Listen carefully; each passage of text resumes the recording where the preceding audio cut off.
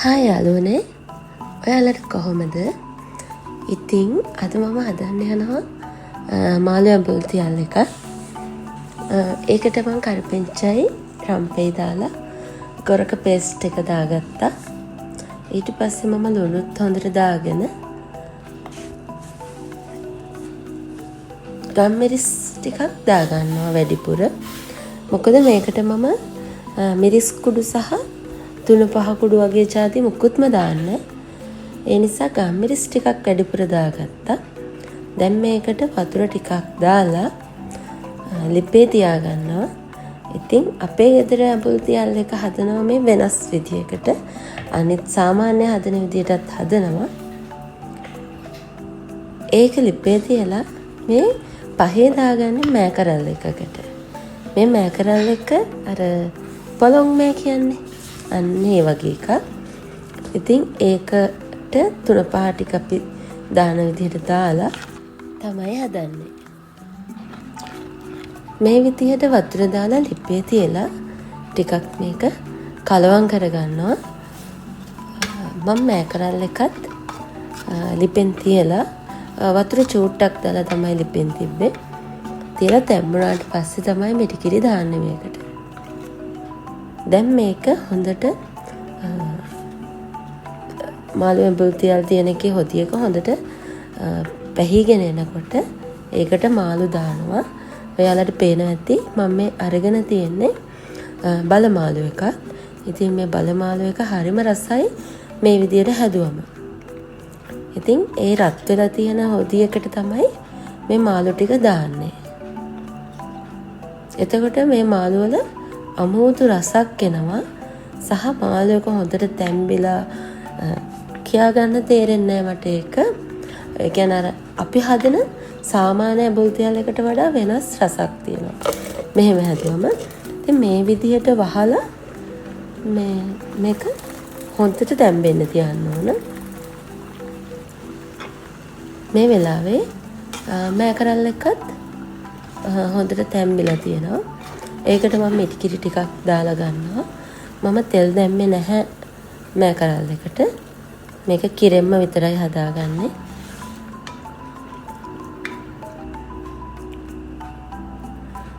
මම පිපිඤ්ඤ සම්බෝලයක් හදන්න ඕන කියලා හිතුවා. ඒකට මම ලුණු ගෙඩියක් අරගෙන තක්කාලිත් දාලා මම රිස් කරල් දෙකකුත් දාලා මේ ලෑස්ති වෙන්නේ පිපිඤ්ඤ සලාදය හදාගන්න.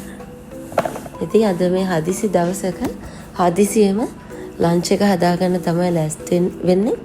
මේ ලොකු දේවල් නැතුව බොහොම සරල විදියට හදාගන්නේ. කොහොමත් අපි සාමාන්‍යයෙන් අපි මේ වගේ සරල විදියට කෑමක් හදාගෙන කන එක තමයි ඉතින් අපේ සෞඛ්‍යයට හොඳම.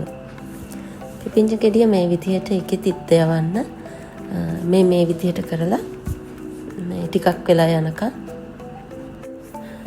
ඒක අතුල්ලා විසි කරන්න ඕනේ කපලා.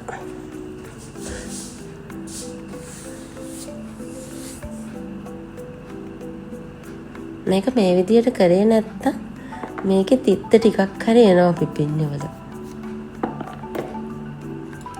ඒකල මේ විදිහට කරගත්තාම ලේසි. පිහියෙම පොත්ත යවන්න හදනවට වඩා මේක හරි ලේසි ක්‍රමයක් ඉතින් මට. මම ඉක්මනින් මේක පොත්ත ගලවගෙන ඉක්මනට කපලා අරගෙන සලාදේ හදාගන්නවා.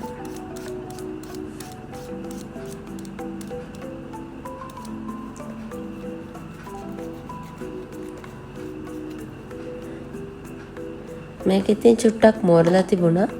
මෝරලා තිබුණ නැත්තම් ඇත්තටම මේ පිපිඤ්ඤ එකේ මදේ අයින් කරන්න ඕනෙත් නැහැ. මේ මාළු එක මේ විදියට හොලවලා තමයි ගන්නෙ. හැන්ද දාලා කලවම් කරන්නේ නැහැ. එතකොට මාළු තැම්බිලා තියෙන ටික කුඩු වෙන්න බලනවා.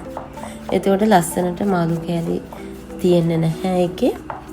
ඉතින් ඒ නිසා මේ විදිහට තමයි ඒක කලවම් කරලා ගන්නෙ.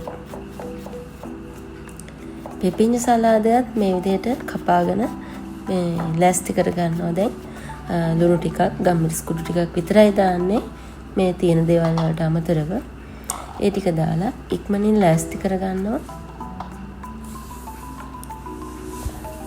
ඉතින් අපි කොච්චර බිසි වුණත් අපිට පුළුවන් නම් ගෙදර ජාති දෙකක් හරි හදාගෙන අපේ කෑම වේල හදාගන්න ඒක ගොඩක් වටිනවා. මොකද අපි හැමදාම පුරුදු වුණොත් ලේසියට කඩෙන් කන්න. ඇත්තටම ඉතින් ඒක අපේ සෞඛ්‍යයට එච්චර හිතකර නැහැනේ.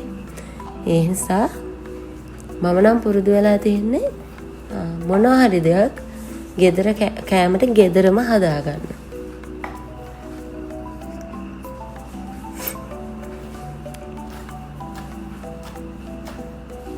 අමමරිස් ඉතින් මේ වගේ ඔයාලා දාන්න නැත්තම් දාන්න නැතුව ඉන්න පුළුවන් සලාදෙට.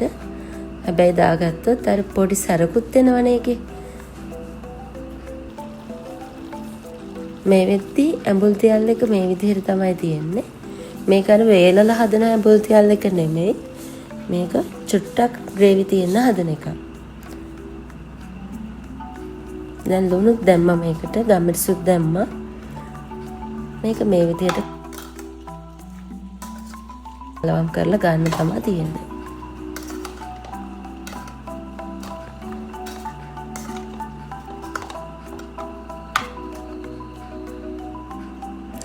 මම පොඩි කෑල්ලක් කාලා බැලුවා. හොඳට ලුණු ඇඹුල් තියෙනවා ඒකේ.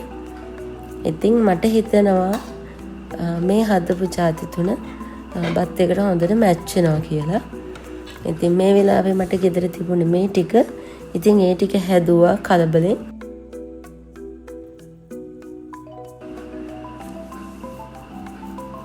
මෑකරල් එකත් රසටම තිබුණා. ඉතින් ඔයාලට මොකද හිතෙන්නේ කියන්නකෝ.